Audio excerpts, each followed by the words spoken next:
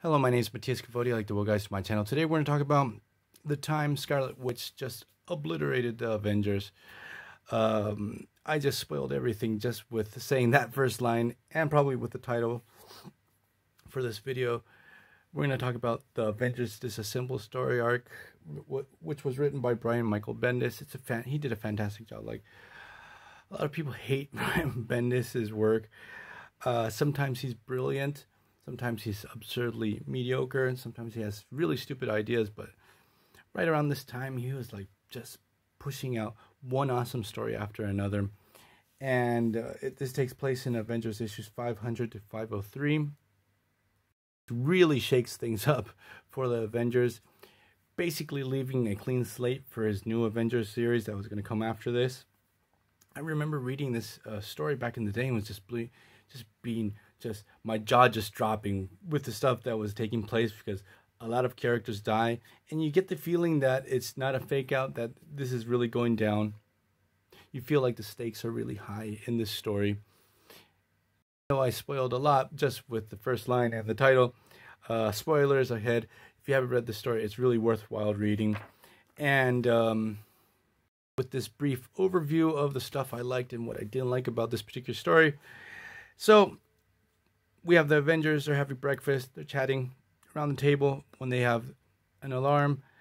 Jack of Hearts has returned. He had died previously. He was a pretty forgettable Avenger, but he had a complicated relationship with Ant-Man.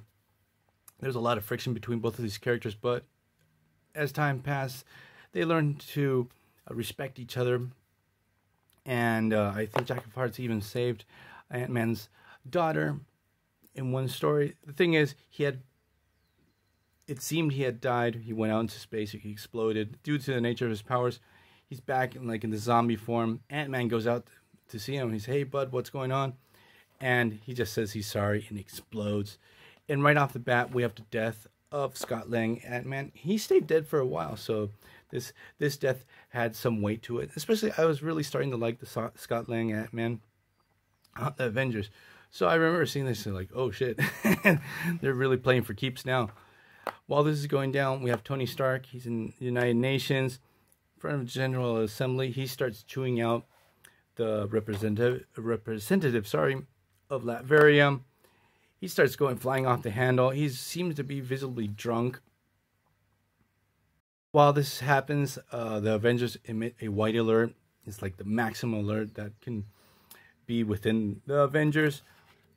Most of the team starts congregating at the mansion to see what happened with Jack of Hearts, when a Quinjet out of nowhere just flies into the Avengers mansion. Everything explodes. It emerges, and he starts saying off the bat, it's like, I'm not in control of what's going down. I'm not in control of my actions. Secret hand behind all this, controlling this whole situation. And he starts melting, and he starts spitting out Ultron drones. So basically, Vision dies here also, so we have the second death. Even though it's sort of funny in the story, everyone starts mourning the death of Ant-Man, Hawkeye. Sorry, again, like I'm getting ahead of myself. But no one says, hey, poor Vision. It happened a lot to poor Vision as a character. Like, no one cares what happens to the poor guy. The Avengers are dealing with these Ultron drones, and She-Hulk is starting to flip out. She's really pissed off with this whole situation. And she grabs Vision's body, what's left, and he's like, who sent you? What's going down? And so on and so forth. She flips out and rips Vision in half. It's totally brutal. And She-Hulk goes into full-on Hulk mode, starts attacking her teammates, almost kills Captain America. Cap is all jacked up. We have Wasp also was almost killed in the battle. She's out of commission. The rest of the Avengers, they're still alive and okay. They're all fighting amongst themselves. They're all really pissed off with Tony going off the handle at United Nations. Let's go back to the mansion, and every single Avenger that's ever been on the team has congregated to go see what's really happening. It's sort of cool to see some of the characters that have been drawn here. A lot of them, quite a few of them, I totally had forgotten they had been Avengers, like Darkhawk. We have Rage here back in the corner, Justice, Quasar, Living Lightning. Who else? One of these more obscure Avengers.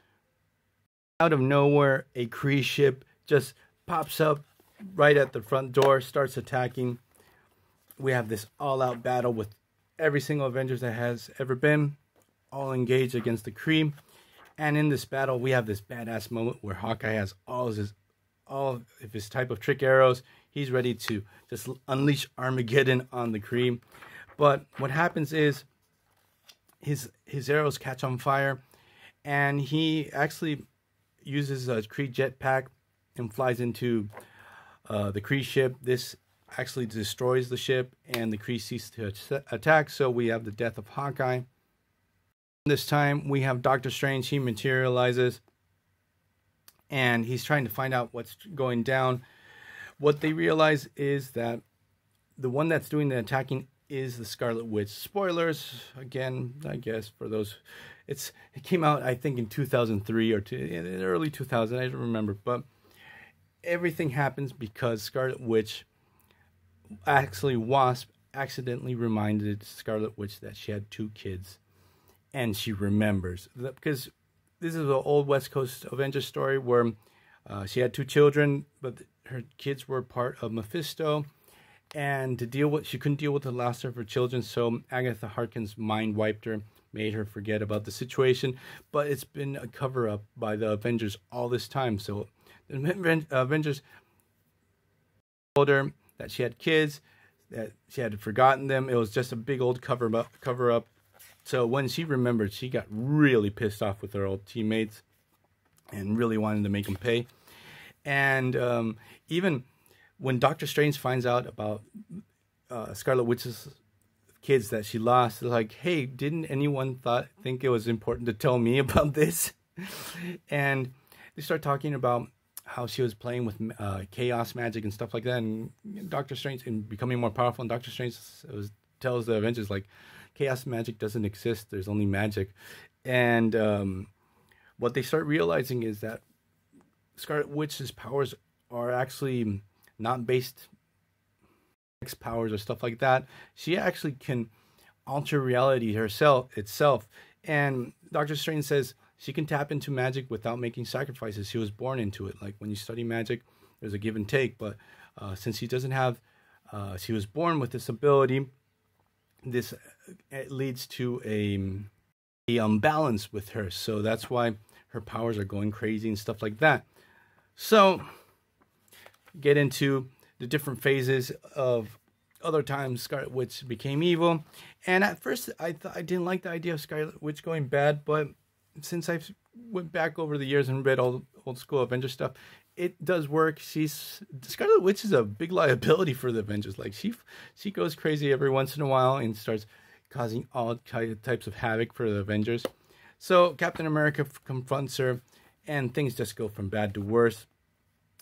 All these Avengers enemies start attacking, and at the end of the day, she's defeated by Doctor Strange. We discover Agatha Harkness was killed for mind wiping her. Magneto arrives to try to take his daughter in, try to fix what's left of her broken mind. And it's a really sad ending for the Avengers run, especially this Avengers run. It was really good. Even though during the last phase, it was sort of lost its way. It's a good ending because after this, we get the new Avengers that at first, that series was awesome. So, I hope you guys like this video. See you guys next time. Bye.